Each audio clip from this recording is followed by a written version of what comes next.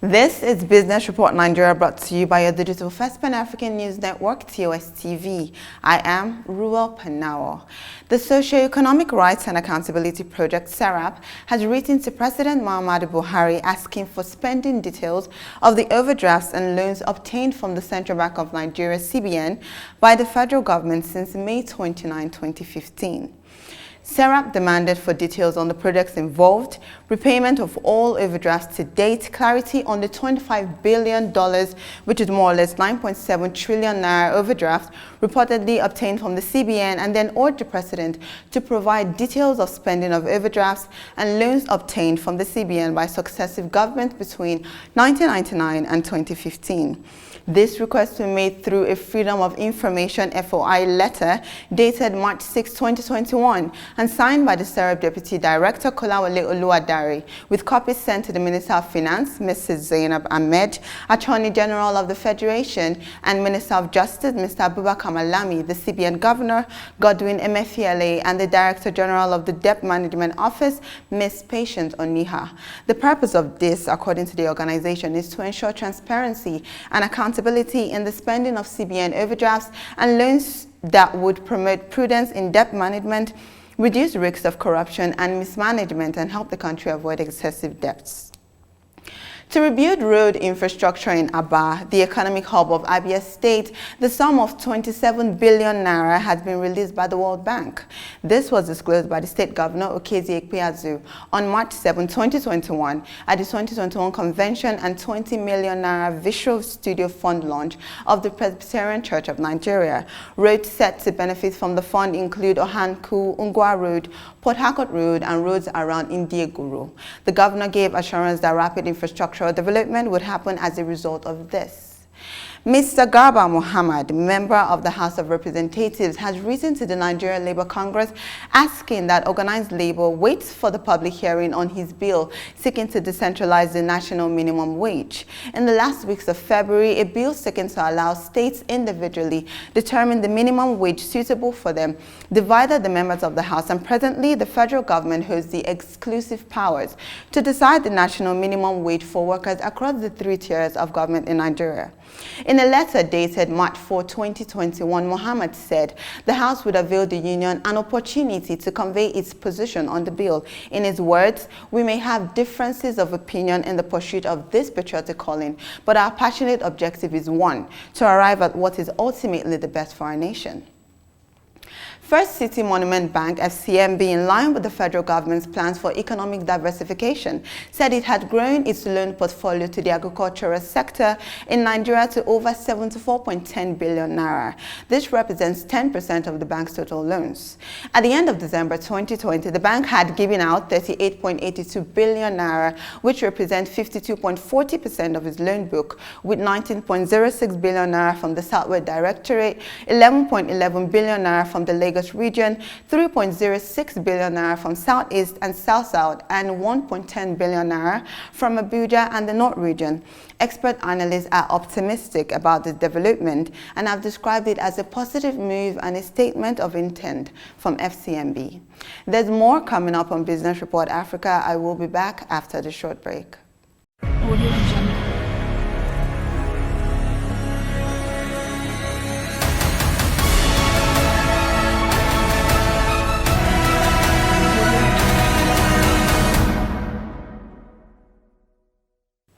The CBN's Naira $4 scheme, set to reduce cost of remittances from Nigerians in the diaspora and check round-tripping as well, will be driven by international money transfer operators, IMTOs. Now, according to the CBN Governor, Mr. Godwin Emefiele, the move is meant to increase the transparency of remittance inflows, reduce rent-seeking activities, and enlarge the scope and scale of foreign exchange inflows into the country, with a view to stabilizing the exchange rate and supporting accretion to external external reserves. The circular issued at the weekend and signed by the Director, Trade and Exchange Department at CBN, A.S. Jibrin, reads, all recipients of diaspora remittances through CBN licensed IMTOs shall henceforth be paid 5 naira for every $1 received as remittance inflow.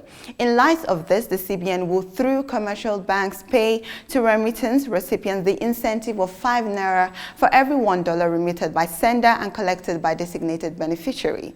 Mr. Godwin Emefiele noted that the average cost of sending $200 worth remittances to Nigeria from the United States was about 4.7%. However, studies had shown that even a 1% decrease in cost of sending remittance could result in a significant boost in inflows. The Federal Airports Authority of Nigeria has listed as its challenges contribution to revenue generation, accumulated debts, rising operation and maintenance costs. Captain Rabiu Yadudu asked the Senate Committee on Aviation to put an end to the 25% revenue. According to him, the Murtala Mohammed International Airport and Abuja supports other airports, and this means the industry is still having infrastructural gaps to stabilize, which can be achieved by suspending the contributions to the federal account in compliance with International Civil Aviation Organization standards and recommendation practices document 9562 on airport generation, which gives room for revenue generated by the airport to be transparently reinvested wholly in operating and developing airport facilities. Now, the chairman of the committee, Senator Smart Adeyemi, responded positively, but he noted that the issue was constitutional and would need a review to achieve. Sterling Bank PLC has added a savings and peer-to-peer lending feature to its digital banking platform known as Ajo Scheme to allow its platform users to make an agreed monthly contribution with funds accessed on an agreed rotational basis.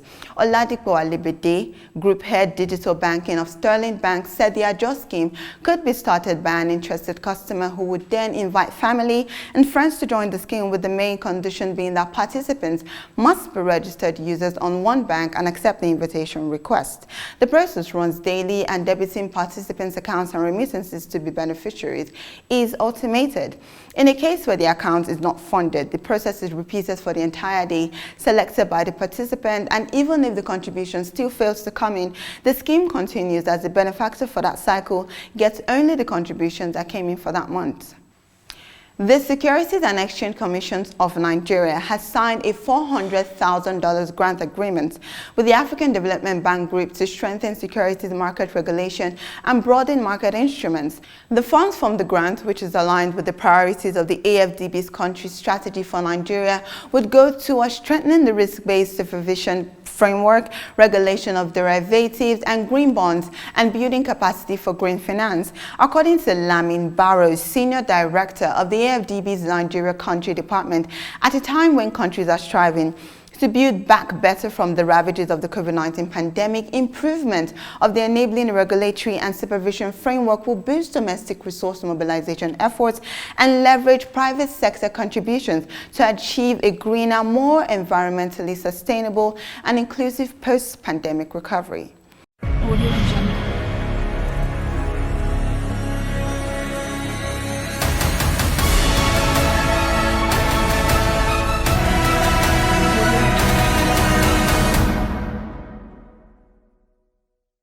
The net asset value (NAV) of 56 mutual funds listed on the Nigerian Stock Exchange (NSE) rose from 1.24 trillion naira at the end of 2020, representing 88.3% of the total NAV in the Nigerian capital market.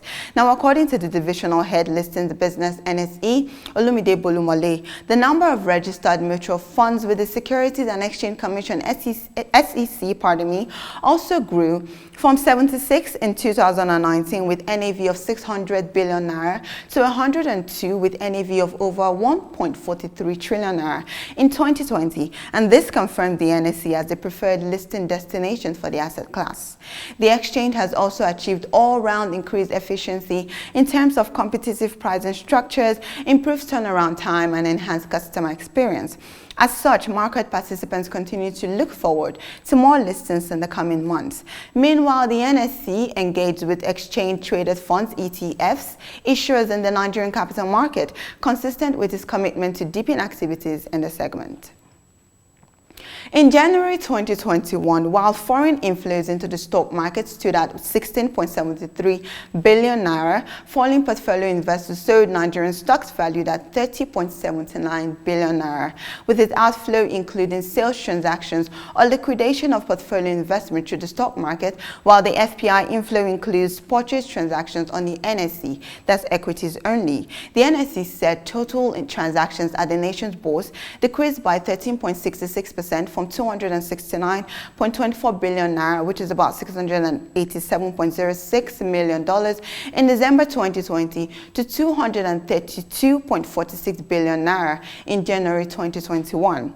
Retail transactions increased by 10.16% from 61.22 billion naira in December to 67.44 billion naira in January 2021. Total domestic transactions accounted for about 74% of the total transactions carried out in 2020, while foreign transactions accounted for about 26% of the total transactions in the same period. Now, Mr. Oscar Onyema, Chief Executive Officer, NSE, said that for the second consecutive year, equity market transactions were dominated by domestic investors, who accounted for 65.28% of market turnover by value, while foreign portfolio investors accounted for 34.72%. However, he warned that the recent second wave of COVID-19 may slow down renewed social and economic activities, so growth expectations should be noted with caution. The federal government is considering adding new taxes to generate revenue to fund the 2021 Appropriation Act, and the return of a 1 naira 50 kobo levy on every liter of petroleum product brought in the country was proposed by the Nigerian Customs Service. Now, non-alcoholic beverages are to be taxed as well. According to Controller General of the NCS, Colonel Hamid Ali, the service had designed various strategies to improve revenue generation in 2021. He said, one of the reasons for us to tax carbonated drinks is that if we tax alcoholic beverages and tobacco because they are injurious to our health, carbonated drinks with the content of sugar are equally injurious to our health. Now, most of the diabetes cases we see today are as a result of consumption of these drinks, so it is deadly as tobacco. Alcohol is less deadly than them, but we are still running a zero excise duty on this company.